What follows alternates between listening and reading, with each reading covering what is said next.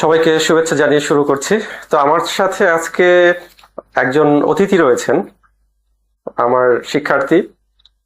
যদিও সরাসরি আমার ওভাবে ক্লাস নেওয়ার সুযোগ হয়নি, বাট একই বিশ্ববিদ্যালয়ে যেহেতু পড়েছেন সেক্ষেত্রে নানা সময় নানা প্রোগ্রাম নানা অ্যাক্টিভিটিতে আমি গাইড করার সুযোগ পেয়েছি আর কি। তো তিনি যদিও পড়াশোনা করেছেন ইংরেজিতে, ইংলিশ লিটারেচার, সবসময় বাংলার কিভাবে সুন্দর করে প্রয়োগ করা যায়, কিভাবে সুন্দর করে কথা বলা যায়, উপস্থাপন করা যায়, সত্যি কথা বলতে আমি অনেক কিছু তাদের কাছ থেকে শিখেছি সেই সময়। তো এক কালচারাল অ্যাক্টিভিটিতে তারা পার্টিসিপেট করতো। তো তেমনই একজন মানুষ যিনি আমার সামনে আজকে হাজির হয়েছেন, তার জন্য আমি ছোট্ট একটা ক্লিপ রেডি করেছি। সেই ক্লিপটা আগে আমরা একটু দেখে আসি, তারপরে বিস্তারিত আরো কথা বলবো। রাজিয়া খান অঙ্কুর, যার ফেসবুক প্রোফাইলে অঙ্কুর আর খান, যিনি বলেন my love is my private literature. প্রকৃতিতে হারিয়ে যেতে ভালোবাসেন, সময় পেলেই প্রকৃতির কাছে ছুটে যান। দারুণ বাবা ভক্ত, বাবা যেখানে তো মেয়েও সেখানে। ভালোই বাবা, মন্দেও বাবা, বাবার প্রতি একটু বেশিই দরদ। যাকে কিনা বলে বাবা ভক্ত। পরিবারের মধ্যমণি, সবার সাথে মিলেমিশে থাকতে পছন্দ করেন। বন্ধুদের আড্ডা, চা আর জাহাঙ্গীরনগরের ক্যাম্পাস তার সবচেয়ে প্রিয়। আজকে আমাদের বিশেষ অতিথি রাজিয়া খান অঙ্কুর। আমরা তাকে স্বাগত জানাই এবং আজকের এই প্রোগ্রামে তার জীবনকে এক্সপ্লোর করার চেষ্টা করব এবং আজকে এই বিশেষ দিনে আমরা তার আগমনকে উদযাপন করব। যিনি কিনা সাহিত্য ভালোবাসে এবং ইংরেজিতে পড়াশোনা করার পরেও তার যে বাংলা সাহিত্যের প্রতি একটা টান, একটা ভালোবাসা, সেটা আমি দেখেছি নানা ক্ষেত্রে, নানা কারণে, নানা সময়ে।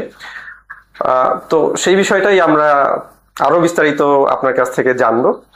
তো আরো একটি যেই বিষয়টা আমি ওখানে বললাম যে আপনি প্রকৃতিকে ভালোবাসেন, আপনি সাহিত্য ভালোবাসেন, আপনি ঘুরতে পছন্দ করেন, পরিবারকে সময় দিতে পছন্দ করেন, বন্ধুদের সাথে আড্ডা পছন্দ করেন।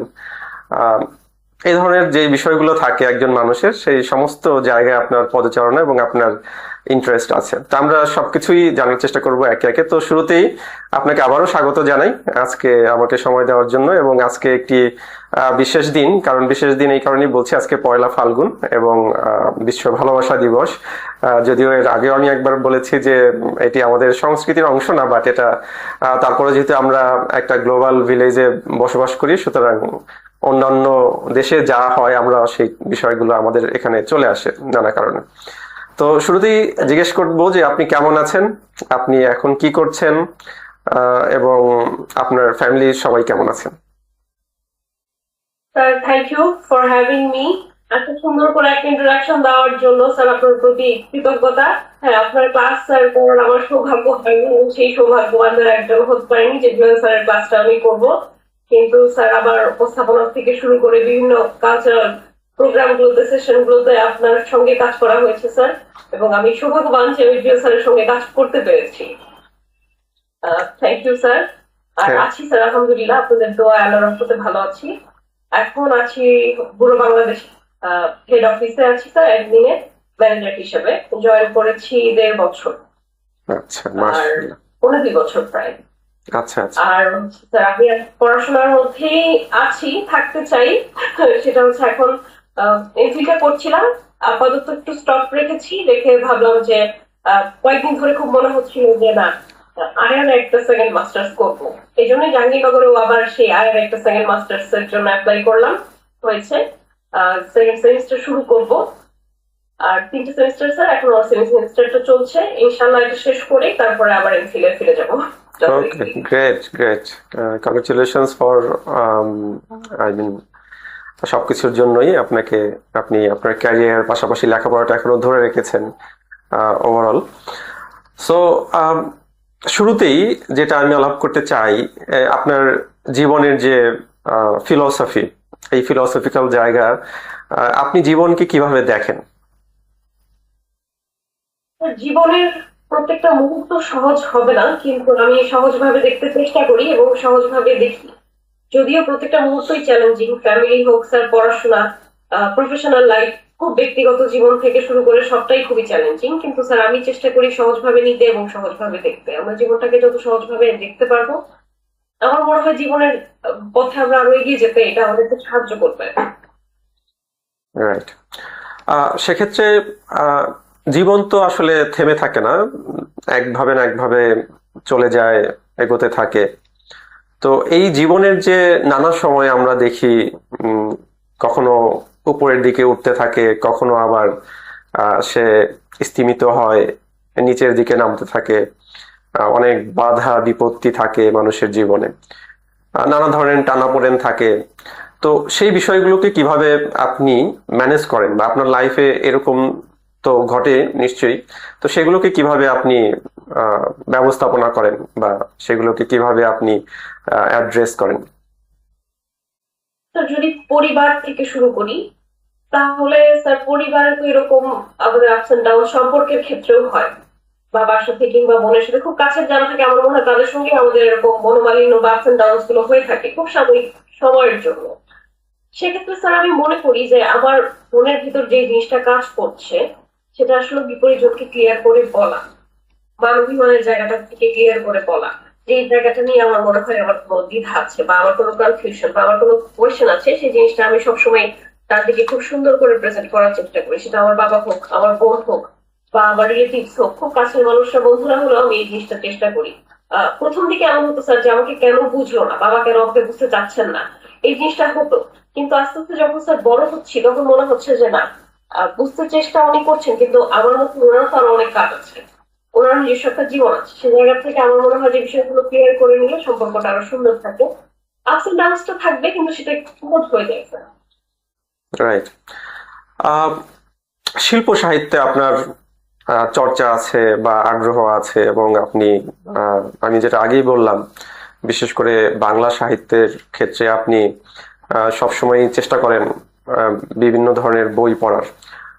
সেটা গল্প উপন্যাস থেকে শুরু করে কবিতা। আমি জানি কবিতা আপনার একটা গুরুত্বপূর্ণ জায়গা, যেখানটা আপনি বিচরণ করতে চান, আপনি আহ, সেটা আহ, সেখানটায় আপনার ভালো লাগা কাজ করে সবসময়। তো এই যে শিল্পের তো নানা দিক আছে, তাই না? তো এই শিল্পের নানা দিকের মধ্যে মধ্যে আপনার কোন দিকটা সবচেয়ে বেশি টানে? শিল্পের স্যার সব বই পড়ার ক্ষেত্রে বিষয়টা খুব বেশি টানে। বই সবসময় পড়ার সুযোগ হয় না, কারণ স্যার আমার অফিসটা থাকে হচ্ছে একদম সকাল 9টা থেকে রাত মানে 8টায় আমি বাড়ি ফিরি, এরকম 6টা পর্যন্ত অফিস, বাট বাড়ি ফিরি ঢাকার জ্যাম ফেলে বাসায় গিয়ে এরকম। কিন্তু ওর মাঝেও স্যার আমি একদম বই পড়ার খুব চেষ্টা করি, কারণ আমার বাসায় নিজস্ব একটা লাইব্রেরি আছে, কিন্তু সময়টা এখন একটু কম দিতে পারি। কিন্তু বই পড়া কন্টিনিউ রেখেছি। যেমন আগে স্যার পুরোনো বইগুলো যেগুলো পড়তাম, সেগুলো আবার এখন নতুন করে পড়া শুরু করেছি। অনেকদিন ধরে মনে হচ্ছিল যে ক্যাবিনেটে থাকতে থাকতে একটু ধুলো পড়ে যাচ্ছে। কিছুদিন আগে বাংলা বইটা আবার পড়তে শুরু করলাম, সুচিত্রা ভট্টাচার্যের কাছের মানুষ। দীপাবলি নামের একটি চরিত্র আছে, এই চরিত্রটা খুবই সুন্দর, এবং পড়তে পড়তে মাঝে মাঝে স্যার নিজেকেও মনে হয় আমি মনে হয় দীপাবলির ক্যারেক্টারটা আস্তে আস্তে প্লে করছি, রাইট। এরকম লাগে স্যার। এই জায়গাটাতে আছি সাহিত্যে, শিল্পের। আর স্যার পেন্টিংটা মাঝখানে করতাম, একটু অফ রেখেছিলাম, আবার শুরু করেছি স্যার পেন্টিং। তো ইনশাল্লাহ আশা করি স্যার ভালো কিছুই হবে। আর গান তো স্যার সবসময় শুনি, আমার তো পছন্দই। রাইট। তো শিল্প সাহিত্যের নানা জায়গায় আপনি চেষ্টা করেন নিজেকে ইনভলভ রাখার। আহ, সেক্ষেত্রে আপনার কাছে কি মনে হয় না, এই যে মাত্রই আপনি যেটা মেনশন করলেন, যে আমাদের যে এখনকার বাস্তব জীবন, বা আমাদের যে জীবন পরিচালনা করার জন্য যেরকম কঠিন সংগ্রাম করতে হয়, এই সংগ্রাম করতে গিয়ে আমরা এই যে শিল্প সাহিত্য চর্চার ক্ষেত্রে অনেক বেশি সমস্যার সম্মুখীন হই, অথবা আমাদের নানা নানা ধরনের একটা কম্প্রোমাইজ করতে হয় শিল্প সাহিত্য চর্চার বিষয় আর কি। তো এটা এটা কি আমাদের বর্তমান যে প্রেক্ষাপট, এই প্রেক্ষাপটে আমরা আগের যুগে বা আগের যে সময়ে মানুষ শিল্পের প্রতি টান অনুভব করত, অনেক বেশি বই পড়তো, অনেক বেশি বই সংগ্রহ করার চেষ্টা করতো, এবং অন্যান্য যেই সমস্ত শিল্পকলার অন্যান্য যেই সমস্ত জায়গাগুলো আছে সেই সমস্ত জায়গাগুলোতে মানুষের ইন্টারেস্ট অনেক বেশি ছিল। তো এটা ধীরে ধীরে কি কমে যাচ্ছে না? স্যার এটা কমে যাচ্ছে এবং কমেছে অনেকটাই। যেমন আমি যদি 3টা জেনারেশন ওয়াইজ বলি, আমার বাবা উনি এখনো বই পড়েন। ওনার বয়স 69-70 এরকম, কিন্তু উনি এখনো বই পড়েন। এবং আমার বাবার বাসায়ও ব্যক্তিগত তার একটা বই ঘরই আছে আলাদা, যেখানে তিনি বই সংরক্ষণ করেন। এবং আমার বাবার বালিশের পাশেও আমি দেখি যে বই রাখা আছে, ওনাকে তিনি সে জায়গাটাতে সময় দেন সারাদিনের ব্যস্ততার পর। তারপরে যদি বলি আমার জেনারেশন বা আমার জেনারেশনে স্যার, আমি এখনো বই সংরক্ষণ করি। নতুন বইয়ের গন্ধ আমার খুব ভালো লাগে এবং আমি ম্যানেজ করি সময়টাকে। চাকরি, সংসার সবকিছু মিলে আমি যেন একটু সময় বইয়ের পেছনে দিতে পারি। সেটা আমার পুঁথিগত বই না, যে বইগুলো আমার পড়তে ভালো লাগে, আমার কালেকশন আছে বা আমি কালেক্ট করি। পরের জেনারেশন স্যার যেটা আমি খেয়াল করছি, তাদের সময় হাতে থাকা সত্ত্বেও তারা বই পড়ে। তাদের বই পড়ার সেই লোভটা নেই। আমাদের যে কোনো আকাঙ্ক্ষা ছিল বই পড়ার, বই কেনার, বই কালেক্ট করার, সেই জিনিসটা তাদের মধ্যে নেই। এবং আমার মনে হয় এটার জন্য স্যার টেকনোলজি আমরা গুড ওয়েতে ইউজ করতে পারি, কিন্তু তারা আমার মনে হয় না যে এই কাজগুলোর জন্য তারা টেকনোলজিটাকে ইউজ করে। মোবাইল হাতে আছে কিন্তু কোনো একটা আর্টিকেল তারা পড়ছে না। ছোট একটা আর্টিকেল পড়তে 2 মিনিট সময় লাগে, খুব মনোযোগ দিয়ে পড়লে 5 মিনিট সময় লাগে। বই তো নাই থাকে। এখন তো আমাদের সোশ্যাল মিডিয়াতে অনেক কিছু সুন্দর সুন্দর বই, সবকিছুরই কপি আছে, কিন্তু এই জায়গাগুলোতে তারা সময় দিচ্ছে না। আমি আমার জুনিয়রদেরকে আহ্বান করবো, বই পড়ুন, বইয়ের পেছনে সময় দিন, একটু সময় খুঁজে বের করুন। যদি বই হাতে রাখাটা এতই জরুরি মনে হয়, অবশ্যই আপনাদের সবার হাতে মোবাইল আছে। মোবাইল থেকে ছোট ছোট আর্টিকেল দিয়ে পড়ার অভ্যাসটা গড়ে তুলুন। তারপরে না হয় কবিতা, অন্যান্য গল্প, যেটা আপনাদের ভালো লাগে, যে জনরাটা পড়তে ভালো লাগে, সেটা নিয়ে পড়াশোনা করুন। আচ্ছা, আপনি তো সবাইকে বলছেন যে বই পড়ার জন্য। আহ, তো বই পড়লে আসলে সুবিধাগুলো কি, বা একজন মানুষের বই কেনই বা পড়তে হবে, বই না পড়লেই কি? স্যার আমার কেজিতে স্যার পড়াশোনা করেছি। খুব ভালো ছাত্রী ছিলাম না, কিন্তু যতটুকু ছিলাম এতে আমার মনে হয় স্যার যে যেই যুগ, সবাইকেই জীবনে এগিয়ে যাওয়ার জন্য চাকরি করতে হবে, নিজেকে একটু প্রেজেন্ট করতে হবে। মোটামুটি এভারেজ হলেও সেটা 60% প্রেজেন্টেবল তো হতেই হবে আমাদেরকে। সেই জায়গায় sir reading, writing, speaking, listening, এই 4টা জিনিস আমাদের জন্য খুবই প্রয়োজন। রিডিং যদি আমার ভালো না থাকে, তাহলে কিন্তু স্যার আমার স্পিকিং, রাইটিং, লিসনিং পাওয়ারটাও আস্তে আস্তে কমে যাবে। আমি মনোযোগ দিতে পারবো না। এবং আমার মনে হয় যে এই 4টা জিনিসের সম্মিলনে আমরা যে মানুষটা গড়ে উঠি, মানে প্রাইমারি লেভেলের জন্য, সেই জায়গাটা স্যার শুরু হয় রিডিং থেকে। পড়ার ধৈর্য যে মানুষটা আছে, বই হাতে নিতে পড়ার মানুষটার যে আছে, পথে বই বহন করার যে ধৈর্যটা আছে, আমার মনে হয় যে মানে তার ক্ষেত্রে লিসনিং, স্পিকিং, নিজেকে প্রেজেন্ট করা, এইসব জায়গাগুলো তার কখনো বাধাপ্রাপ্ত হতে হবে না। আর বই পড়ার সাথে সাথে স্যার ব্রেনের যে নার্ভ গুলো আমরা মানে কাজ করে না, কোলাপস হয়ে থাকে, সেই নার্ভ গুলো আমার মনে হয় আস্তে আস্তে একে একে ওপেন হতে থাকে, সক্রিয় হতে থাকে।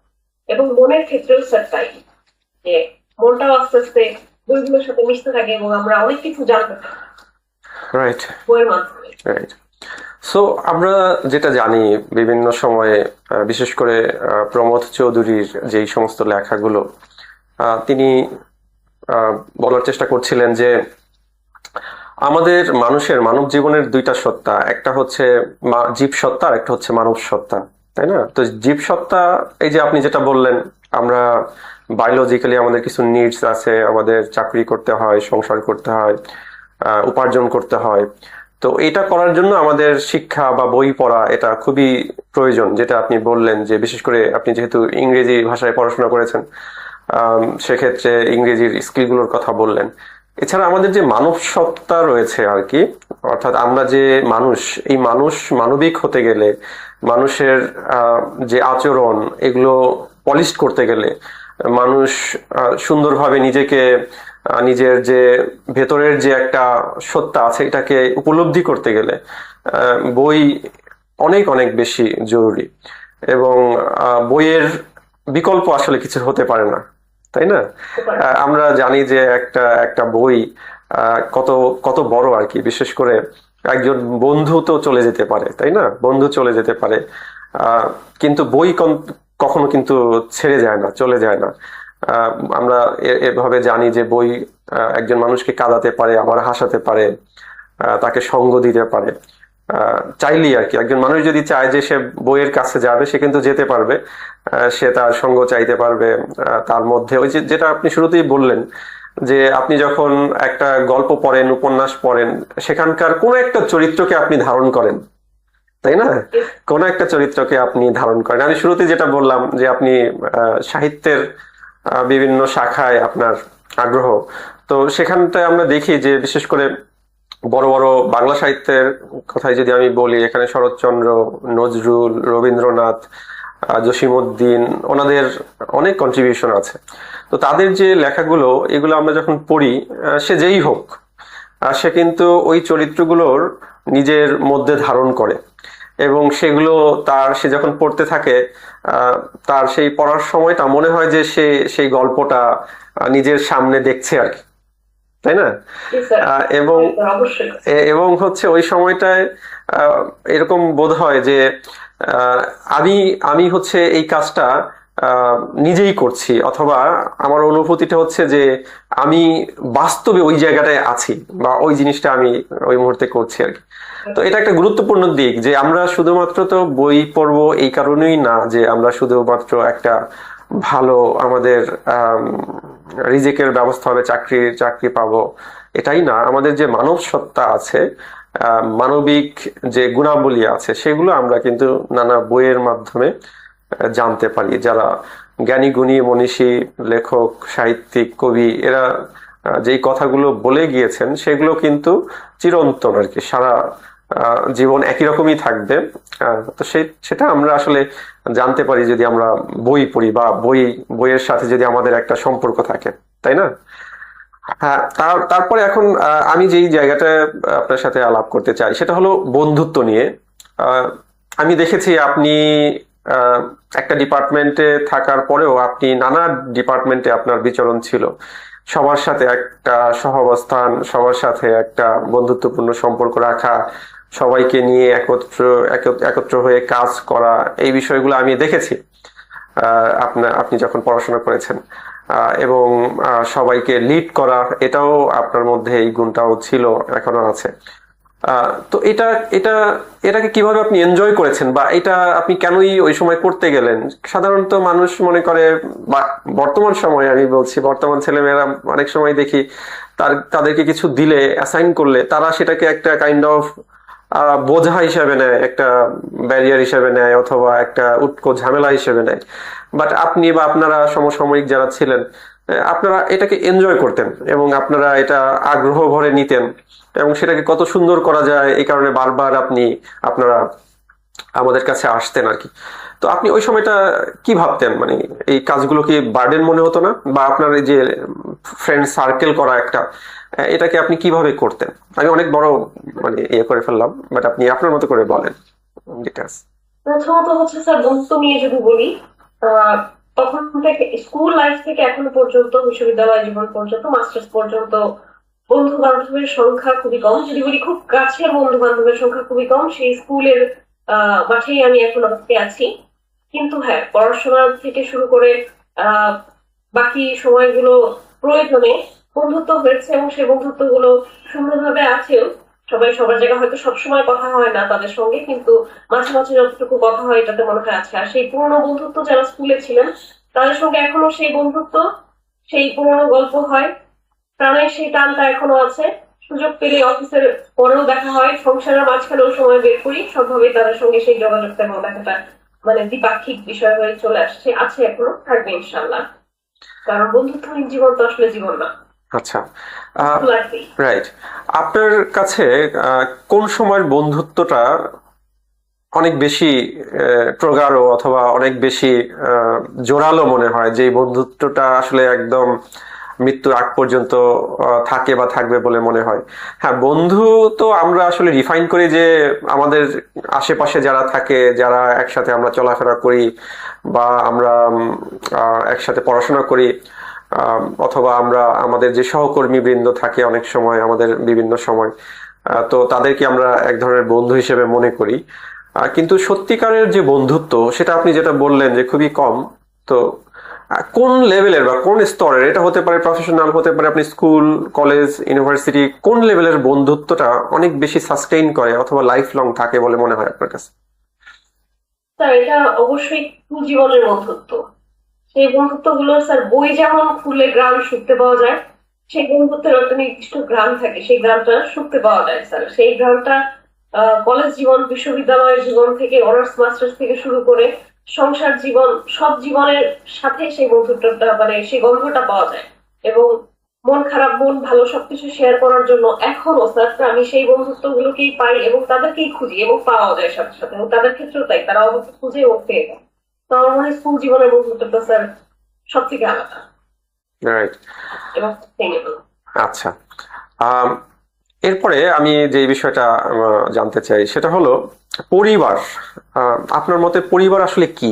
পরিবারকে তো আমরা কিছু মানুষের একটা আমি বলবো যে ইউনিটি আমরা দেখি, বা একটা সম্পর্ক আমরা দেখি, নানাজনের সাথে নানাজনের সম্পর্ক, বাট পরিবার আসলে কি? এটাকে কিভাবে আপনি ডিফাইন করেন?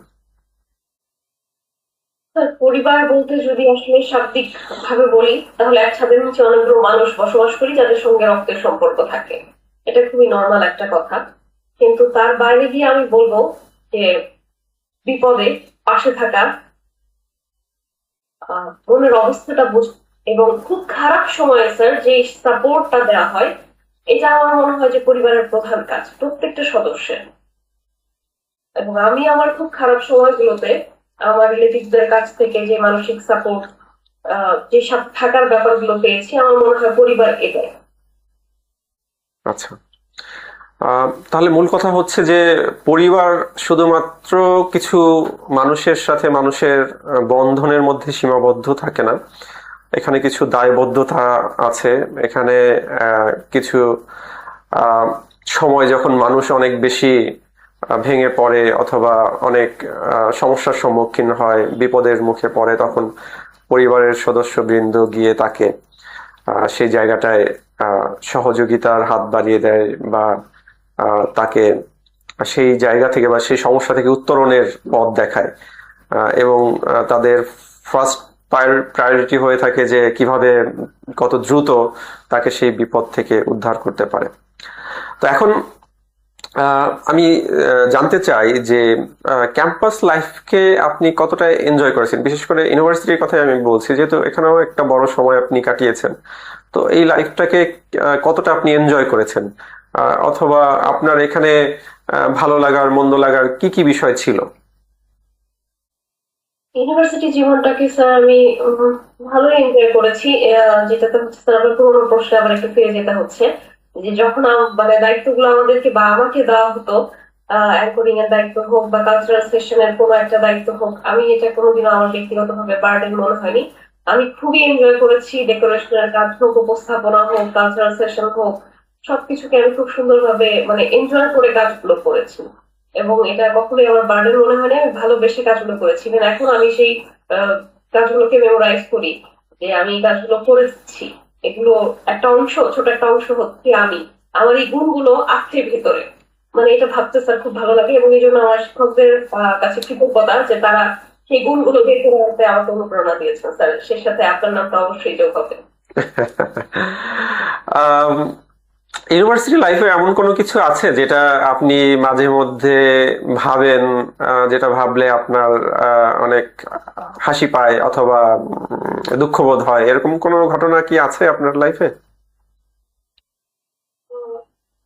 হাসি, স্যার হাসি পায় হচ্ছে খুব রিলিফ ফিল করি যখন ভাবি যে আমি রাকুনা শামস ম্যামের ক্লাস করেছি, আমি উনার সরাসরি ছাত্রী। এর থেকে সৌভাগ্য আমার মনে হয় না আমার আর কিছু হতে পারে। উনি শুধু একজন শিক্ষক না, আমার শিক্ষিকা ছিলেন না, উনি একদম মায়ের মতন সন্তানের মতন আদর করেছেন আমাকে। আর খারাপ সময় আসলে ওইভাবে স্যার কখনো পার করিনি, মানে এডুকেশনাল লাইফটাতে।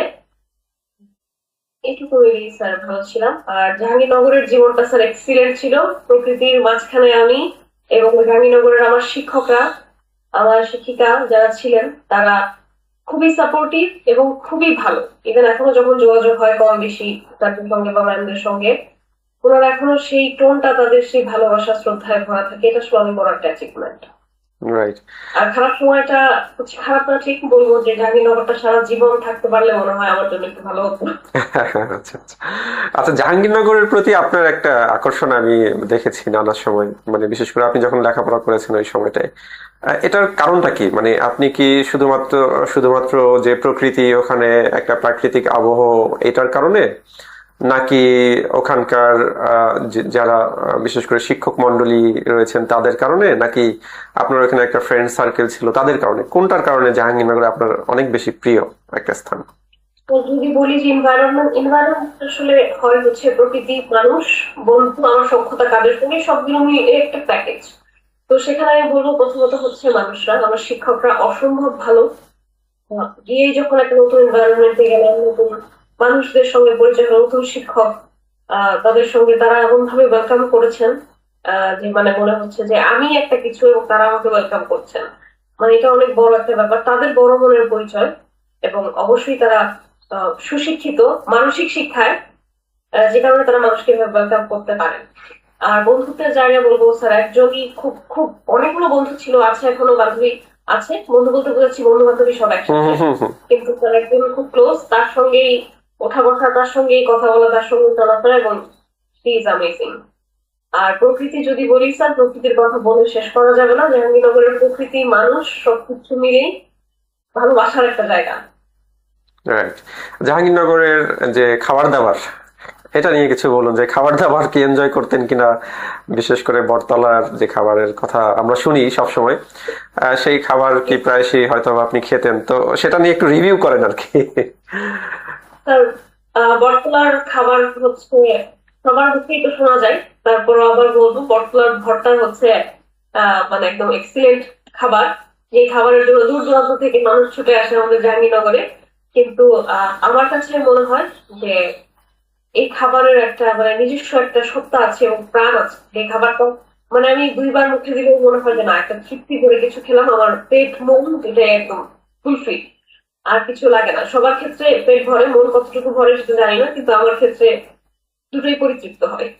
রাইট রাইট, এটা একটা সিগনেচার বিষয়, তাই না, ইউনিভার্সিটির এই জায়গাটা বা এই অবশ্যই। বিষয়টা।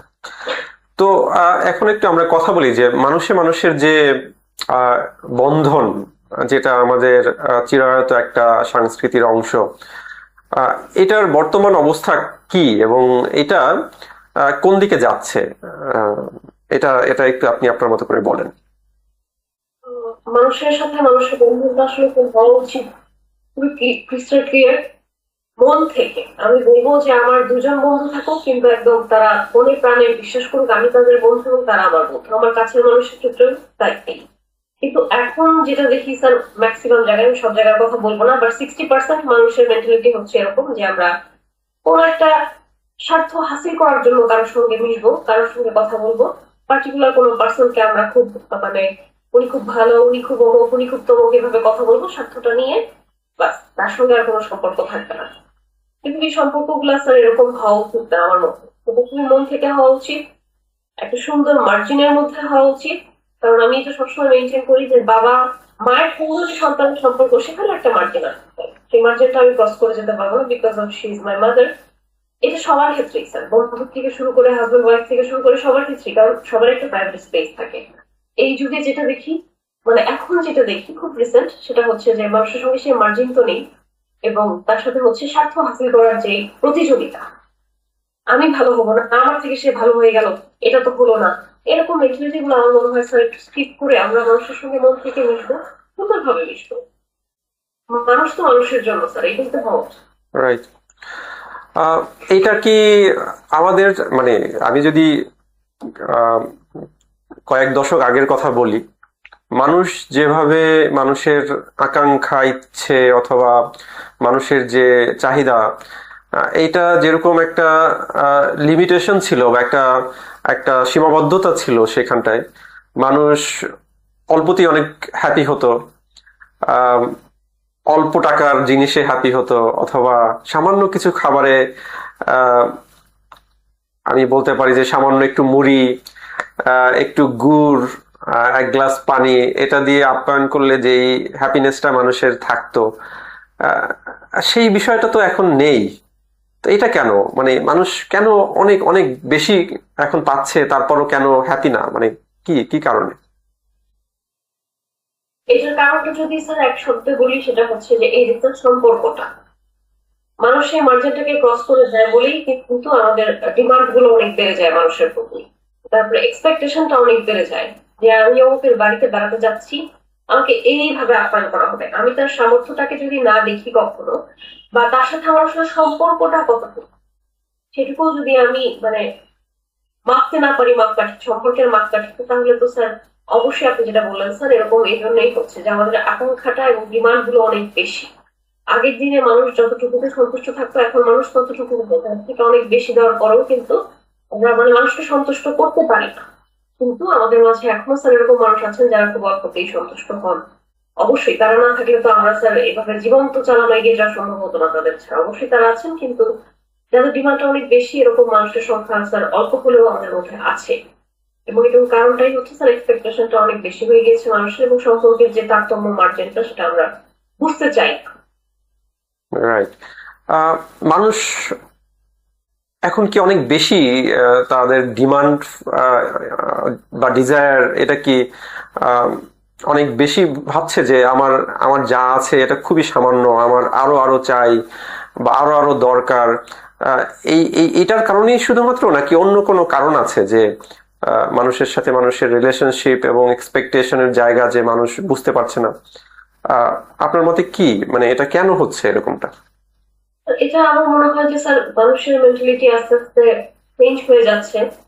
হয়তো ইনকাম তাদের অনেক বেশি, এই জন্য এটা হতে পারে।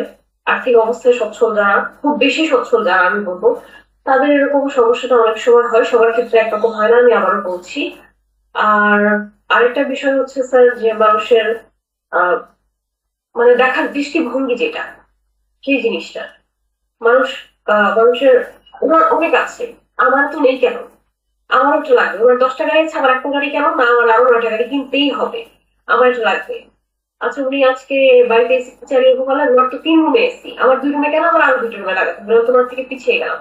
এরকম মন মানসিকতা স্যার আমি আমার আশেপাশে অনেকেরই দেখি, মানে একদম আমার খুব কাছেই দেখি আমি এরকম। এই মন মানসিকতা থেকে আমার মনে হয় সম্পর্কগুলো নষ্ট হচ্ছে, আর মানুষের ডিমান্ডটা যখন এটা দেখে প্রতিযোগিতামূলক হয়ে গিয়ে ডিমান্ডটা বাড়ছে, আমি আচ্ছা এই আচ্ছা। জন্যই সম্পর্কগুলো নষ্ট হচ্ছে। তো মানুষের যে মানসিকতার পরিবর্তন, এটার পেছনে কারণ কি?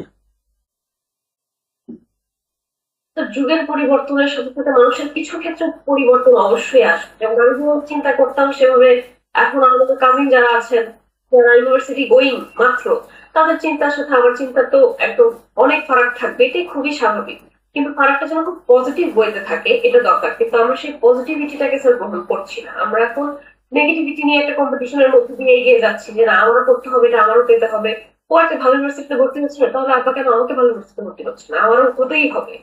আমি সামর্থ্য অবস্থা সবকিছু বুঝে একটা ডিমান্ড করতে পারি, সামর্থ্য ছাড়া বা অবস্থা বোঝা ছাড়া আমি কিন্তু সেই ডিমান্ডটা করতে পারি না, সেটা কারণ আপনাদের দিকে চলে যায়। ইভেন নিজের ক্ষেত্রেও আমার নেই কেন, এই অসুস্থ প্রতিযোগিতার থেকে আমাদের মনে হয় আমাদের বের হয়ে আসা উচিত। সুন্দর বলেছেন। আচ্ছা, আমরা এখন একটু অন্য প্রসঙ্গে যাই। আম, স্বপ্ন, মানুষ তো নানা সময় স্বপ্ন দেখে, নানা রকম দেখে এবং নানা জন নানাভাবে স্বপ্নকে ডিফাইন করে। তো আপনার কাছে স্বপ্নটা কি, স্বপ্ন কি জিনিস? স্বপ্ন মূলত হচ্ছে স্যার আপনি আমি যেখানে আছি সেখান থেকে আমাকে এক ধাপ এগিয়ে নিয়ে যাবে হচ্ছে স্বপ্ন।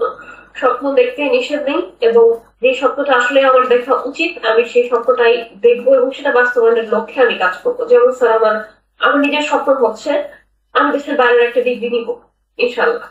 এটা স্যার আমার খুবই ইচ্ছা, কারণ জাহাঙ্গীরনগরে পড়া হলো, মোটামুটি রয়্যাল ডিপার্টমেন্টে পড়াশোনা করেছি আলহামদুলিল্লাহ। তো বাংলাদেশের আপাতত মানে যা ছিল সেটুকু আল্লাহ আমাকে দিয়েছেন, এটুকুতে আমি সন্তুষ্ট। কিন্তু স্যার দেশের বাইরে সেটা হতে হবে এমন না, হলে সমস্যা নেই, কিন্তু হতে হবে এমন না যে অস্ট্রেলিয়া আমেরিকা ইংল্যান্ডের হতে হবে। সেটা খুব ভালো ভালো ইউনিভার্সিটি আছে মালয়েশিয়াতে, সিঙ্গাপুরে, এরকম ইউনিভার্সিটি গুলোতেও হলেও আমার কোনো সমস্যা নেই। এই স্বপ্নটা স্যার আমি অনেকদিন ধরে দাবি করি, লালন করি, আমি করব এবং সেটা সার্থক হোক সেই জন্য চেষ্টা এবং প্রার্থনা করবো স্যার। এই ধরনের স্বপ্ন আমার মনে হয় প্রত্যেকটা মানুষের থাকা উচিত। আবার হয়তো পড়াশোনার ক্ষেত্রে, অন্যের হয়তো একটা বাড়ি করার ক্ষেত্রে, আরো ভালো একটা চাকরি করার ক্ষেত্রে, বাবা মায়ের জন্য আরো নতুন একটা কিছু কেনার ক্ষেত্রে, করার ক্ষেত্রে, এটা স্যার পজিটিভ আমি মনে করি।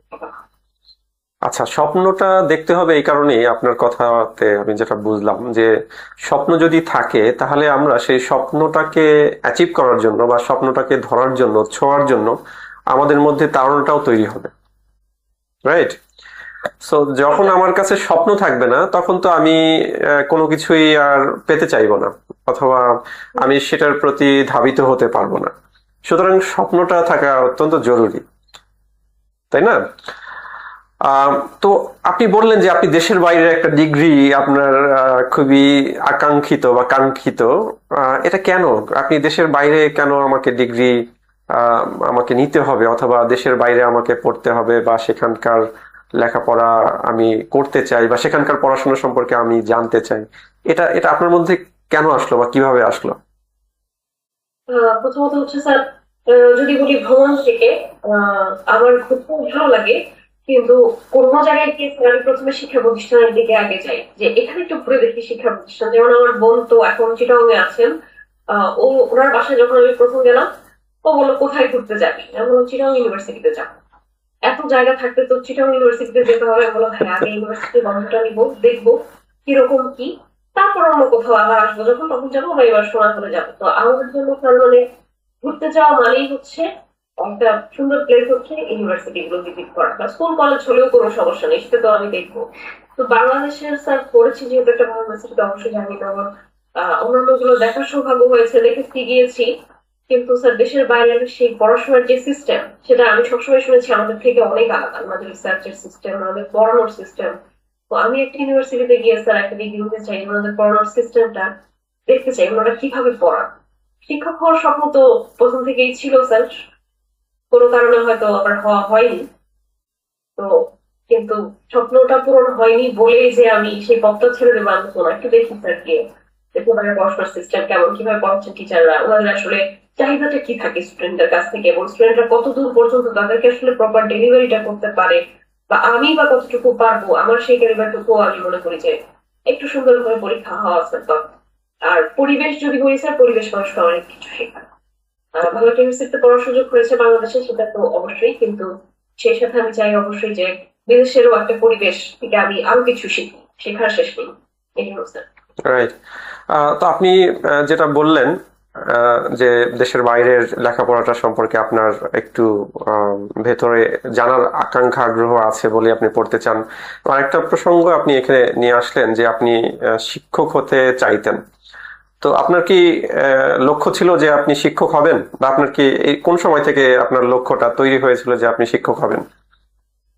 স্যার একদম শুরু আমি মানে একদম খুব ছোট থাকতে এরকম ছিল না, তখন আসলে কোনো এমই ছিল না। আর তারপরে স্যার যখন আস্তে আস্তে বড় হচ্ছি, আমার ক্লাস 9 10 এরকম, না 8 9 10 এরকম থেকেই আমার খুবই মানে ইচ্ছে হচ্ছে আমি শিক্ষিকা হবো। স্কুল কলেজ ইউনিভার্সিটি এটা আসলে বিষয় না, আমি শিক্ষিকা হব। তারপরে তো স্যার আমার শ্রদ্ধেয় শিক্ষক তপন কুমার সিংহ, উনি আমার বড় শিক্ষক ছিলেন, আমার শিক্ষক ইংরেজি বিভাগের ইউনিভার্সিটি গার্লস স্কুলে, এখন রিটায়ারমেন্টে আছেন। উনি ইংরেজি পড়াতেন।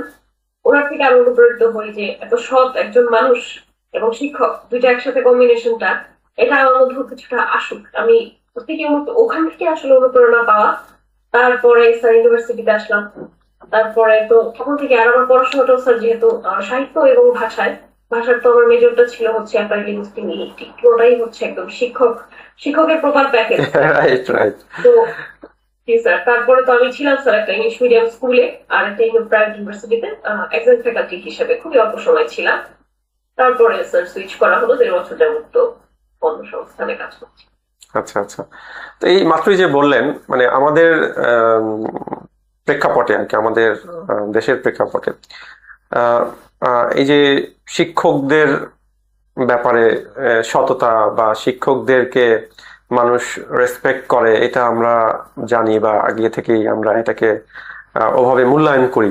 তো সেই জায়গাটা কি মানে এই বর্তমান সময়ে এসে যদি আপনি কম্পেয়ার করেন আরো 10 15 20 বছর আগের সাথে, তো সেটা অনেকটাই ফিকে হয়ে গেছে না?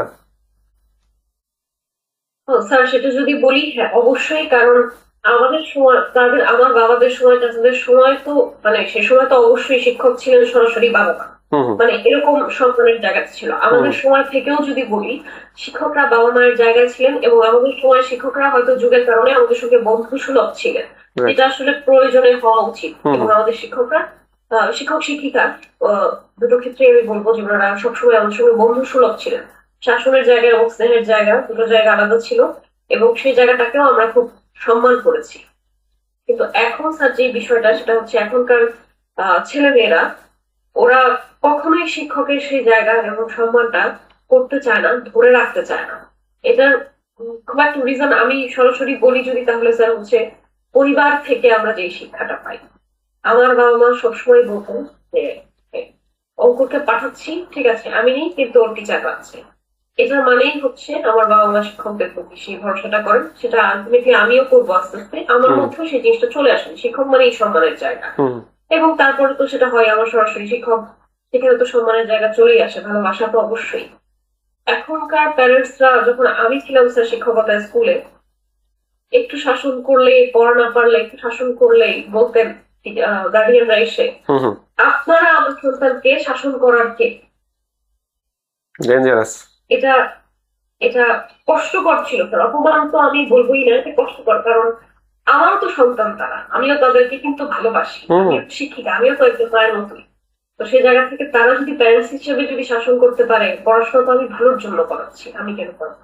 তো আমার মনে হয় যে এই চর্চাটা পারিবারিক ভাবে হওয়া উচিত। শিক্ষকের সেই মর্যাদা, সেই সম্মান বাবা মায়ের মতন, এবং শিক্ষকদের সঙ্গে বন্ধুসুলভ হওয়ার ক্ষেত্রেও সেই মার্জিনটা মেনটেন করা উচিত। বন্ধু নয়, বন্ধু সুলভ, এটাও একটু মনে রাখা উচিত ডেফিনেটলি। এখনকার যারা আছে। আচ্ছা, মানে আপনি বলছেন যে বর্তমান সময়ে যারা পরিবার, বিশেষ করে পরিবারের বাবা মা, এদের কাছ থেকে সন্তানরা ওভাবে প্রপার ইনস্ট্রাকশন, গাইডেন্স অথবা তাদের শিক্ষাটা পায় না। আমরা জানি যে পরিবার হলো একটি শিশুর জন্য প্রথম বিদ্যালয়, তাই না? প্রাথমিকভাবে শেখার একটা জায়গা আর কি। তো সেই জায়গাটায় ওভাবে শিক্ষা পাচ্ছে না। বাট আপনি একটু জাস্ট পেছনের দিকে চলে যান, তখন বেশিরভাগ বাবা, মানে বাবা মা আমাদের দেশের প্রেক্ষাপটে আর কি, বেশিরভাগ বাবা মাই ছিলেন স্বল্প শিক্ষিত, অথবা তারা স্কুলের গণ্ডি অনেকে পেরোতে পারেনি, কলেজ খুব মুষ্টিমেয়, বিশ্ববিদ্যালয় তো আরো কম। তো সেই সমস্ত বাবা মাদের কাছ থেকে তাদের সন্তানরা যেই ধরনের শিক্ষাটা পেয়েছে, আর বর্তমান সময় তো আমরা সবাই বলি আমরা শিক্ষিত, অথবা আমাদের সার্টিফিকেট আছে, আমরা অনেক জানি, আমরা অনেক জ্ঞানী, আমরা অনেক গুণী, বাট আমাদের কাছ থেকে আমাদের সন্তানরা তাহলে কি শিখছে? অথচ ওই সময়টায় খুব অল্প শিক্ষিত, স্বল্প শিক্ষিত, তাদের কাছ থেকে তাদের সন্তানরা যা শিখতে পেরেছে, এখন শিক্ষিত হয়েও আমরা কেন আমাদের বাচ্চাদেরকে সঠিক শিক্ষাটা দিতে পারছি না? এখনকার গার্ডিয়ানদের স্যার যে সমস্যাটা, সেটা হচ্ছে আমি আবার সেই পুরোনো কথা কিছুক্ষণ আগে যেটা বললাম সেটাই বলতে হয়, যে ইংলিশ মিডিয়াম স্কুলগুলোর কথা যদি বলি, যেহেতু আমি সেখানে শিক্ষিকা ছিলাম দুটোর সময়, সেই জায়গাটা আমি বলবো তাদের একটা খুব অপমানজনক শব্দ হচ্ছে টাকা দিয়েই তো পড়াচ্ছি, তাহলে নাম্বার কেন আসবে না, তাহলে শাসন কেন করবে, টাকা তো দিচ্ছি। এটা আমার মনে হয় যে তাদের বাবা মারা স্বল্প শিক্ষিত বলেও আমার মনে হয়, অন্তত পক্ষে এইচএসসি তো তারা পড়েছেন, মায়েরা বিশেষ করে, বাবারা হয়তো ভালো ভালো বিজনেস করেন, চাকরি করেন, অবশ্যই তাদের আরো যোগ্যতা আছে। আমি যে কয়েকজন গার্ডিয়ানকে কথা বলেছি সরাসরি চিনি, বাবাদেরকে আমি যথেষ্ট শিক্ষিত বলেই মনে করি, শিক্ষিত যারা ছিলেন। সমস্যাটা হয় মায়েদেরকে, এবং এটা আমার মনে হয় যে প্যারেন্টিংটা হচ্ছে বাবা মা দুজন সম্মিলিত। যখন বাবা চাচ্ছেন যে একজন শিক্ষিকা বা শিক্ষক তার সন্তানকে শাসন করুক, তাকে শেখাক, সেই স্পেসটা মায়েদের অবশ্যই দেওয়া উচিত।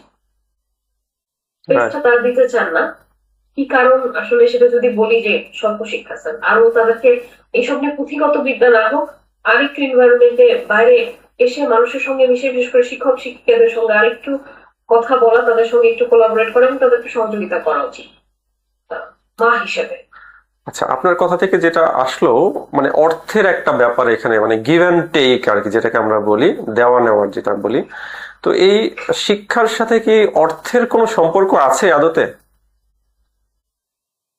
শিক্ষার সঙ্গে স্যার শিক্ষা অর্জনের জন্য অর্থ ভূমিকা পালন করে, অবশ্যই করে, কারণ আমার স্কুলে আমাকে বেতন দিতে হচ্ছে, বেতন ছাড়া কোনো স্কুলে পড়াবে না। একটা প্রাইভেট ইউনিভার্সিটিতে আমাকে টাকা দিতে হচ্ছে, কারণ টাকা ছাড়া আমাকে কিন্তু পড়াবে না। স্কলারশিপ নিলেও সেখানে আমাকে কিছু না কিছু ইনভেস্ট করতে হচ্ছে পড়াশোনা পারপাসে, সেটা ভিন্ন কথা। সেটা আমি যে কোনো কাজ করতে গেলেই আমাকে সেখানে অর্থের প্রয়োজন। কিন্তু স্যার যেটা আমি বলতে চাচ্ছি সেটা হচ্ছে যে পড়াশোনার সঙ্গে, এডুকেশনের সঙ্গে, শিক্ষার সঙ্গে, প্রকৃত শিক্ষার সঙ্গে টাকার কোনো সম্পর্ক নেই। রাইট। মানসিক শিক্ষা, বই বন্ধ করে যে শিক্ষাটা আমরা অর্জন করি, সেই শিক্ষার সঙ্গে টাকার কোনো সম্পর্ক নেই। সেই শিক্ষাটা পুরোপুরি আমার মনের ইচ্ছা, আমি অর্জন করবো, আমি ধারণ করবো, আমি লালন করবো। সেই শিক্ষাটা বই থেকে আসবে না, সেটা মনুষ্যত্ব থেকে আসবে, মন থেকে আসবে। এবং আমার মনে হয় এখনকার ছাত্রছাত্রীদের এবং তাদের প্যারেন্টস সহ ওই কাউন্সিলিংটা এবং হচ্ছে তাদেরও সেই ইচ্ছাটা থাকা উচিত যে বই বন্ধ করে যে শিক্ষা, সেই শিক্ষার আমরা সম্প্রসার করবো এবং এই জন্য আমাদেরকে মানে শিক্ষকদেরকে সাহায্য করা। রাইট। এখানে যে শিক্ষার সাথে যে কথাটা আসে আর কি, আমি একটু শেয়ার করি, আমি তো প্রশ্নই করি, বাট আমার কিছু ওপিনিয়ন বা আমার কিছু ইয়ে থাকে যেটা বলতে চাই। সেটা হচ্ছে যে শিক্ষাটা হলো, আমরা বলি শিক্ষা দান, তাই না? তো কেউ কখন মানে কাউকে যদি কখনো কোনো কিছু কেউ দান করে, সেটা তো কোনো বিনিময় না, তাই না? আবার যে গ্রহণ করছে সেও কিন্তু কোনো কিছু বিনিময়ের জন্য সেটা নিচ্ছে, বিষয়টা তা না। যে দান করছে তার ওই যোগ্যতাটা আছে, দেওয়ার সামর্থ্য আছে, সে কারণে সে দিতে পারছে।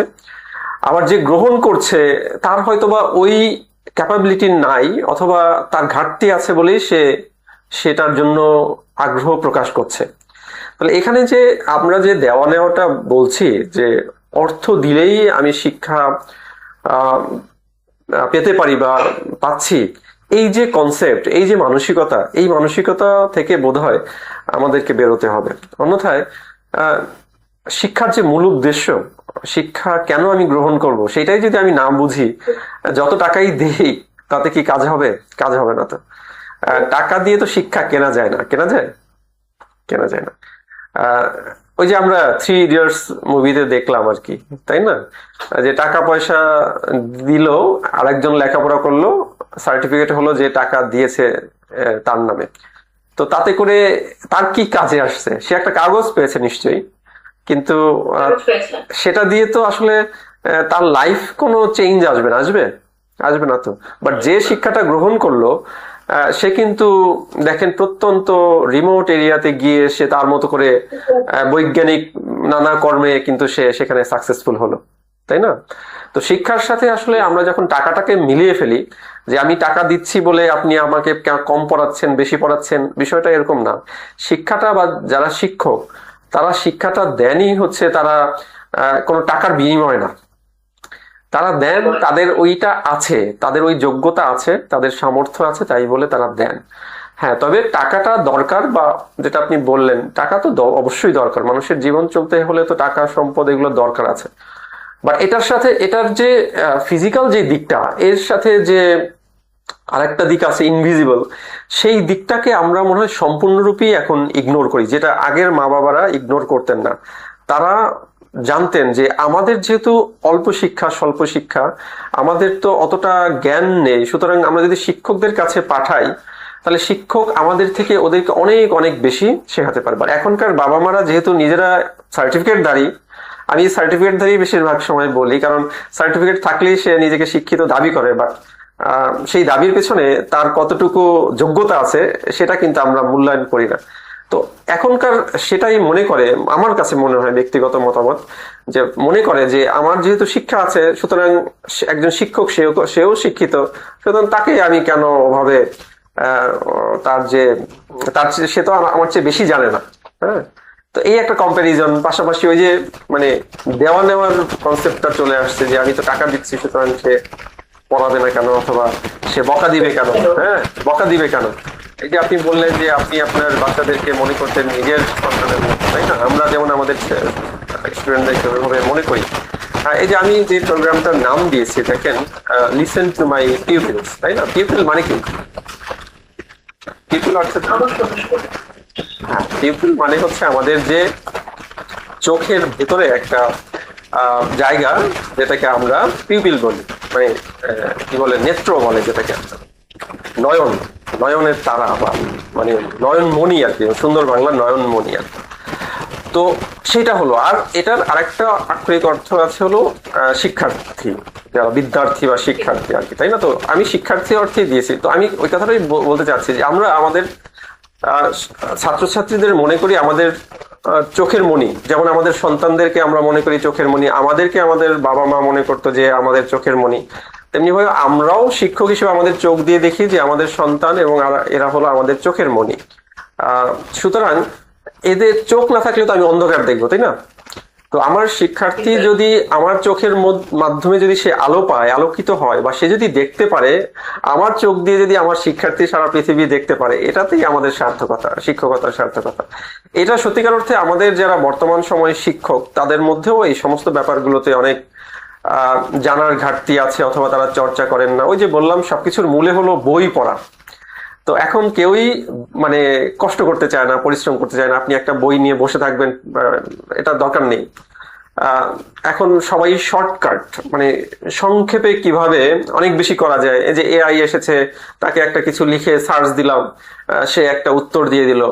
তো আপনি যে খুঁজে খুঁজে বইয়ের লাইন বাই লাইন ধরে পড়বেন, একটা পেন্সিল নিয়ে মার্ক করবেন, একটা হাইলাইটার নিয়ে হাইলাইট করবেন, একটা কোড নিজে মুখস্থ করবেন, এরা কিন্তু আমরা করতে চাই না, তাই না? যেমন রবীন্দ্রনাথের, আমি জাস্ট শেষ করি। রবীন্দ্রনাথের আমার অনেকগুলো মানে অনেক কোটই মনে আছে, নানা প্রসঙ্গে নানা মনে পড়ে আর কি। মান্নান স্যারের কথা মনে পড়ে, মান্নান স্যার কিছু কিছু হলেই এরকম মানে কোট দিতেন বিভিন্ন। তো আমার কিছু কিছু কোট মনে আসে, যখন প্রসঙ্গক্রমে ক্লাসে পড়াই তখন মনে আসে। তো এখন একটা মনে পড়ছে, যেমন রবীন্দ্রনাথ বলেছেন তাকে যখন ইংল্যান্ডে পড়তে পাঠানো হলো, তখন ওই যে গ্লুমি একটা এনভায়রনমেন্ট, একটা সিটি এনভায়রনমেন্ট, এটাতে তিনি তো স্বাচ্ছন্দ্য বোধ করছিলেন না। তো তিনি একটা সেখানকার কোন একটা কনফারেন্সে বলছিলেন যে give back the town, take your town, give back the forest. মানে বাংলাটা এরকম ছিল যে তোমার শহর তুমি নিয়ে নাও, হ্যাঁ, আমাকে আমার অরণ্য ফিরিয়ে দাও, এরকম একটা ব্যাপার। হ্যাঁ, তো এই যে ব্যাপারগুলো, তো এটা আমরা যখন নানা সময়ে নানা সাহিত্য পড়ি বা শিল্প সংস্কৃতির নানা জায়গায় বিচরণ করার চেষ্টা করি, তখন এই জিনিসগুলো ভেতরে আসলে প্রবেশ করে। বাট এটার সাথে তো আমরা নাই, আমরা তো দূরে সরে যাচ্ছি দিনকে দিন আর কি। তো এই কারণে মনে হয় এটা। তো আপনি যেন কি বলছিলেন প্লিজ? বলছিলাম আপনার কথা প্রসঙ্গে স্যার বলছিলাম। আচ্ছা আচ্ছা, প্লিজ বলেন। আপনার কথা প্রসঙ্গে স্যার বলছিলাম যে আমাদের এখন যে বর্তমান প্রেক্ষাপট, সেই প্রেক্ষাপটে বই প্রসঙ্গে স্যার বলছিলাম যে বই পড়লে যে জ্ঞানটা বাড়ে, বই পড়লে আমরা যা জানতে পারি, বুঝতে পারি, আমাদের পার্সপেক্টিভ গুলো আস্তে আস্তে চেঞ্জ হতে থাকে, মানে সেই বিষয়গুলো আর এখন ওনাদের মধ্যে নেই। এবং আপনি যেটা বললেন স্যার, সেটা হচ্ছে যে হাইলাইট করা, পেন্সিল দিয়ে মার্ক করে রাখা একটা নতুন অর্থ, কিন্তু স্যার নতুন শব্দ কিন্তু আমি এখনো বলতে পারি। ওনাকে ইংরেজি বাংলা শব্দও আমি নতুন পাই, সেটা ডিকশনারি নিয়ে আমি এখনো খুঁজে খুঁজে বের করি। আমার ভালো লাগে সেটা শিখতে, দেখতে। সবসময় সবকিছু মনে রাখতে পারি না, কিন্তু ভালো লাগে। এখনকার স্টুডেন্টদের স্যার বা এখনকার ছেলে মেয়েদের সেই ইচ্ছাটাই নেই স্যার, যে তারা বই পড়বে, আবার বই থেকে সেগুলো মার্ক করবে। সেটা আমার কাছে অনেক বড় একটা বোঝা, একটা বার্ডেন মনে হয়, জুলুম মনে হয় তাদের কাছে। সেই অবস্থা আসলে পরিবর্তন দরকার আমার মনে হয়। রাইট। আচ্ছা, আমরা অনেকক্ষণ আলাপ করছি আর কি, তারপর আর দু একটা বিষয় আমি ইয়ে করে শেষ করে দিব আর কি, কারণ আপনাকে অনেকক্ষণ ধরে বসিয়ে রেখেছি আমি। তো আমি বাবা নিয়ে একটু কথা বলি। আমি দেখেছি নানা সময়ে আপনি আপনার বাবাকে নিয়ে আপনার জীবন, মানে আপনার জীবনের পড়তে পড়তে বাবার অনুভূতি বা সেটা প্রকাশ করেন আপনি আপনার সোশ্যাল প্ল্যাটফর্মে নানা সময়। তো বাবা কি, বাবা জিনিসটা কি? এটা কি শুধুমাত্র একটা সম্পর্ক? এটা কি একটা নাম? এটা কি? বাবা হচ্ছে সন্তানের জন্য সবচেয়ে নিরাপদ আশ্রয়। আমার মনে হয় স্যার সবচেয়ে নিরাপদ আশ্রয়, কারণ আমি জানি যে একটা মানুষ আমার জন্য সব সময় আছে, যে কোনো অবস্থায়, যে কোনো পরিস্থিতিতে। হ্যাঁ, তার আমার উপর রাগ হবে, অভিমান হবে, শাসন থাকবে, ও সবই থাকবে, কিন্তু আমার সবচেয়ে নিরাপদ আশ্রয় হচ্ছে বাবা। একটা মানে কাঙ্ক্ষিত বুক হচ্ছে বাবা, সেখানে পৃথিবীর কোনো জায়গার সাথে আর তুলনা হবে না, কখনোই না। আমার জন্য এক শব্দ ধরে এটাই হচ্ছে বাবা। রাইট। আর আচ্ছা, বন্ধুত্বের জায়গায় বাবা হচ্ছে, এটা হওয়া উচিত। আমি এখনকার যুগের বাবাদেরকে যথেষ্ট কোনো বাবা মাকে জ্ঞান দেওয়ার মতো যোগ্যতা আমার নেই, অবশ্যই নেই। সে জায়গায় আমি একদমই দুঃসাহস দেখাবো না, কিন্তু বাবাদের উদ্দেশ্যে বলবো যে আমার বাবার সঙ্গে আমার বন্ধুসুলভ সম্পর্কটা অনেক পরে গিয়ে হয়েছে। আমার মনে হয় যদি আমার মা মারা যাওয়ার আগের থেকে বা আমার ছোটবেলা থেকেই সেই বন্ধুসুলভ সম্পর্কের প্র্যাকটিসটা থাকতো, অনেক দুঃখ কষ্ট চেপে না রেখে বাবার সঙ্গে শেয়ার করলে হয়তো হালকা হতে পারতো সেই সময়টাতে, যখন মার অ্যাবসেন্টটা আমার জীবনে ছিল। এখনো আছে, তখন হয়তো আরো বেশি ছিল। তো আমার এখনকার বাবাদেরকে শুনে আহ্বান জানাবো, রিকোয়েস্ট করবো যে আপনারা প্লিজ সন্তানের সঙ্গে বন্ধু সুলভ হবেন। তার বাইরের বন্ধুরা আছে, কিন্তু আপনার থেকে বড় বন্ধু এবং আপনার থেকে ভালো পরামর্শ তাকে দেওয়ার কেউ নেই, এবং সেই জন্য আপনাদের অবশ্যই উচিত তাদের সঙ্গে বন্ধু সুলভ হওয়া এবং যথেষ্ট ফ্রি হয়ে যাওয়া। রাইট। আচ্ছা, আমরা একটু শৈশবে ফিরে যাই। আপনি জাস্ট সংক্ষেপে আপনার শৈশব নিয়ে কিছু বলেন, যেহেতু শৈশবটাকে আপনি অনেক বেশি মিস করেন আমি জানি, তো সেটা নিয়ে কিছু বলেন। শৈশবটাকে মিস করি যখন মা অসুস্থ ছিলেন, বেঁচে ছিলেন এবং সুস্থ ছিলেন সেই সময়টাকে। কারণ স্যার তখন এখন যেমন রান্না বান্না একটা বার্ডেন মনে হয়, তখন রান্না বান্না একটা বার্ডেন মনে হতো না, কারণ রান্না তখন তো জীবনের অংশ ছিলই না। মা রান্না করবে, আমি খাবো। তো সেই সময়টা স্যার মিস করি, বিশেষ করে যে ঈদ আসছে, ঈদের সময়। আমরা যেহেতু জয়েন্ট ফ্যামিলি, আর আমি তো ছোট ছিলাম, সবার ছোট, বোনদের মধ্যে ভাই তো আমার নেই, বোনদের মধ্যেও সবার ছোট। মা সবসময় পাঠাতেন, যাও একটু গিয়ে দেখে আসো তো তোমার বড় মা কি রান্না করতো। আমার বড় মা যে মিষ্টি আইটেম গুলো করছে সেগুলো আবার আমি করবো না, আমি ভিন্ন কিছু করার চেষ্টা করবো। ঈদের সময় যে আনন্দ, মা পাঠাচ্ছে, আমার বড় মা ফোন করে বলছে বড় মা পাঠাচ্ছে, তোমার মাছটা শুনে আসো এবার, আমি তোমার সেই বুঝে রান্না করবো। এই যে সময়গুলো স্যার, ঈদের আনন্দটা, ঈদের সকালে মায়ের হাতের রান্না, ঈদের রাতে বড় মার হাতের রান্না, মানে সেই জিনিসগুলো স্যার খুব মিস করি। ছোটবেলার সেই দিনগুলো মনে হয় নিশ্চিন্ত এবং খুব সুন্দর ছিল। তো আমরা একদম শেষের দিকে, তো শেষে যাওয়ার আগে আমরা যেটা করি, কিছু প্রশ্ন থাকে, দুটো করে অপশন থাকবে, একটা আপনাকে চুজ করতে হবে, বাছাই করতে হবে। তো দেখি আপনি কেমন করেন সেখান থেকে। তো প্রথম যেটা আপনার জন্য, সেটা হচ্ছে সাহিত্যেরই একটি দিক, সেটি হলো নজরুল আর রবীন্দ্রনাথ।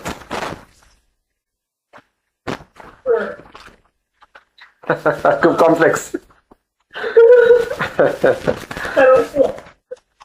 রবীন্দ্রনাথ। গান শোনা হয় বেশি রবীন্দ্রসঙ্গীত, একটু কম শোনা। ওকে ওকে। এরপরে যেটি আছে, শেক্সপিয়ার আর শেলি। শেক্সপিয়ার। এরপরে ইংরেজি সাহিত্য আর বাংলা সাহিত্য।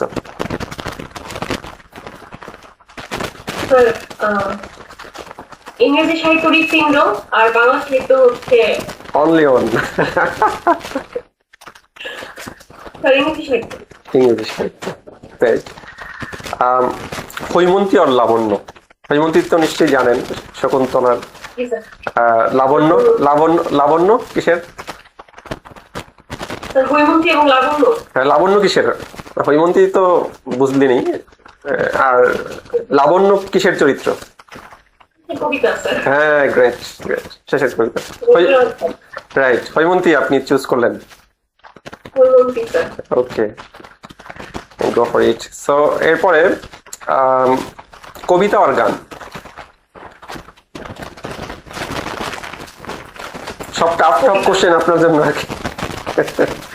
কবিতা। ওকে ওকে। প্রাচ্য আর পাশ্চাত্য। প্রাচ্য। ওকে। বর্ষা নাকি বসন্ত? বর্ষা। কিন্তু এটা আনকমন, কিন্তু এটা কিন্তু আনকমন আর কি, তাই না? মানে বেশিরভাগ মানুষই বর্ষা পছন্দ করে, বসন্ত তাকে পছন্দ করে, ডিফারেন্ট। এরপরে খুবই আরেকটা খুব টাফ কোশ্চেন আপনার জন্য, সিলেট অথবা চট্টগ্রাম? চট্টগ্রাম। ওকে, এটাও একটা। এরপরে নাটক অথবা সিনেমা?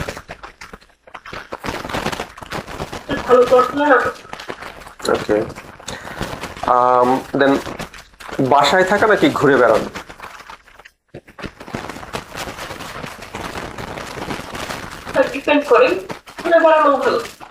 আচ্ছা আচ্ছা, অলরাইট। মানে 10টা প্রশ্নই ঠিক হয়েছে, বাট আমার মতে খুব টাফ কোশ্চেন ছিল, কারণ আপনি বেশিরভাগ মানে পেয়ারি দুটাই আপনি পছন্দ করেন আর কি। এই কারণে আপনার জন্য বেশি টাফ ছিল আর কি। So it's been long time যে আমরা কথা বলছি, অনেক সুন্দর করে গুছিয়ে উত্তর দিয়েছেন। আমি জানি না কতটা ভালো কোশ্চেন করতে পেরেছি আর কি, বাট আপনি অনেক চমৎকার ভাবে উপস্থাপনা করেছেন প্রশ্নের উত্তর দিয়ে। তো ধন্যবাদ অঙ্কুরকে। তো যাওয়ার আগে আপনি জাস্ট সবার উদ্দেশ্যে যদি কিছু বলার থাকে, আপনার ফেলোস আর আপনার যারা ইয়াং আছে, আপনার ফ্রেন্ডস, ফ্যামিলিজ, কারোর উদ্দেশ্যে যদি কিছু বলার থাকে বলেন। প্রথমত স্যার আপনাকে বলবো যে কৃতজ্ঞতা দিয়ে স্যার বলে শেষ করতে পারবো না। আমি সত্যিই খুবই কৃতজ্ঞ যে স্যার আপনি আমাকে মনে রেখেছেন এবং এত সুন্দর একটা আয়োজন আপনি আমাকে স্মরণ করেছেন আয়োজনে অংশগ্রহণ করার জন্য স্যার, সেই জন্য সত্যিই কৃতজ্ঞতা। অনেক শিখেছি স্যার, আরো শিখবো আপনাদের কাছ থেকে। Blessings. তবে জুনিয়র স্যারের ক্লাস করার সেই দুর্ভাগ্য আমার রয়ে গেল, আমি একটু সারা জীবন করবো। এই যে আজকে একটা ক্লাস হয়ে গেল তো। ক্লাস হয়ে গেল স্যার, Right, এই জন্য right. ভালো লাগছে স্যার খুবই। আপনার সঙ্গে আমার মানে পড়াশোনা বিষয়ক এই প্রথম একটা সেশন হলো, এটা আসলে খুবই শিক্ষণীয়। Thank you sir. আর Okay. আমার যারা পরিবার আছেন, যারা শুভাকাঙ্ক্ষী আছেন, বন্ধু আছেন, কলিগস আছেন, যারা আগে কলিগস ছিলেন এবং এখন আছেন, এবং কাছের মানুষ যারা আছেন, উদ্দেশ্যে বলবো আপনারা ভালো থাকবেন। আপনারা ভালো থাকলেই মনে হয় আমি ভালো থাকবো, কারণ আমরা ভালো থাকলে একজন আরেকজনকে ভালো রাখতে পারি। আমার জন্য দোয়া করবেন, আমি যেন সুস্থ থাকি এবং আমার স্বপ্নগুলো যেন ধীরে ধীরে পূরণ হয়। আল্লাহ যেন আমাকে সবসময় ভালো রাখে। Thank you. আমরাও দোয়া করি যাতে অঙ্কুর তার স্বপ্নগুলো পূরণ করতে পারে, বিশেষ করে সে যাতে দেশের বাইরে গিয়ে একটা ডিগ্রি অ্যাচিভ করতে পারে, অর্জন করতে পারে সেজন্য। তো আমরা স্টার্ট করেছিলাম অঙ্কুরকে নিয়ে। অঙ্কুরের যেই একটা সাহিত্যিক চরিত্র আমি দেখেছি নানা সময়ে, তো সেইটা একটা ব্যাপার। সে ঘুরতে পছন্দ করে, প্রকৃতি পছন্দ করে, ফ্রেন্ডস বা বন্ধুদের পছন্দ করে, পরিবার নিয়ে থাকতে ভালোবাসে, নানা দিক আছে তার। গান শুনতে ভালোবাসে, বই পড়তে ভালোবাসে, নানা গুণে গুণান্বিত একজন মানুষ। এখন প্রফেশনাল, পাশাপাশি লেখাপড়ার মধ্যে আছেন। তো আমরা তার উত্তরোত্তর সাফল্য কামনা করি এবং তার দীর্ঘায়ু কামনা করি। তিনি যাতে ভালো থাকেন এবং সামনের দিনগুলো তার যাতে মসৃণ হয়, সুন্দর হয়। তো অঙ্কুর অনেক ভালো থাকবেন। তো আপনাকে আবারও অভিনন্দন। আবার ভবিষ্যতে কখনো আপনার সাথে আবার বসবো, কথা বলবো। আপনার ভবিষ্যতে সেই সময়টার সেই সময়ের যে প্রেক্ষাপট, সেই প্রেক্ষাপটে আবারও কথা বলবো। আপনি ভালো থাকবেন। ধন্যবাদ। Sir, thank you sir.